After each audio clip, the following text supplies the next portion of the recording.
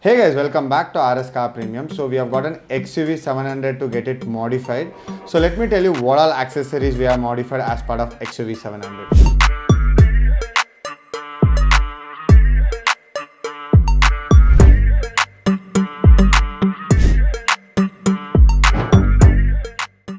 The first thing what we have done here is we have added an auto folding mirror. So we have got a Mahindra genuine parts of mirror with a wiring kit and switches. So if you see here, right, it will work on the remote as well and it will work on the switches as well. So if you see here, right, even the adjustments will work as it was there in your old mirrors. So customer want a good look inside the car. So what we have done is we have added an ambient light of 10 pieces of Cardi. So if you see here, right, it will be like an OEM finish.